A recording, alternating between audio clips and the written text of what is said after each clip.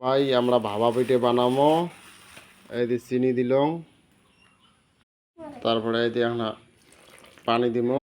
পানি দিয়ে এই যে মাইক্রো দিচ্ছি এলা।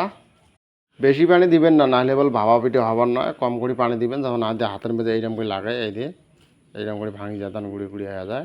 এই যে আমার ভাপা পিঠের রূপ একদম আসি গেছে, বেশ সুন্দর। ভাপা পিঠে আমরা তৈরি করবো, সবাই দেখেন। পিঠে নিবে দিচ্ছে, এই যে লিবে দিচ্ছে। এই যে আমার ভাপা পিঠে হয়ে গেছে। এই দেখো কি সুন্দর একদম দানা দানা হয়ে গেছে। এই দেখো দানা দানা দানা, এই যে দানা দানা হয়েছে। লাইটে ভাপা পিঠে বানাবো আমরা। ভাপা পিঠের মেশিন, এই যে ভাপা পিঠের মেশিন। এই মেশিন দিয়ে আমরা ভাপা পিঠে তৈরি করবো। এই যে দিবি দিচ্ছে, মিডিয়ে দিল।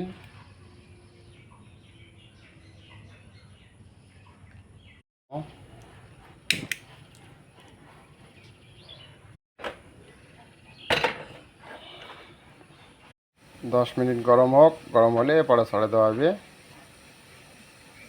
এখন গরম হয়েছে, এই যে জায়গা দিলাম,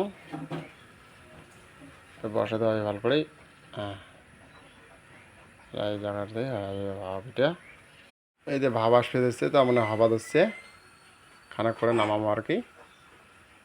আমার ভাপা পিঠা হয়ে গেল। এই যে এটা হচ্ছে ভাপা পিঠা, একদম গোল করেছে। কি গরম! এই দেখো। আর সবাই এই ভিডিওটা দেখি আমার সবাই শেয়ার লাইক কমেন্ট করবেন, ভাপা পিঠাটা কেমন লাগছে।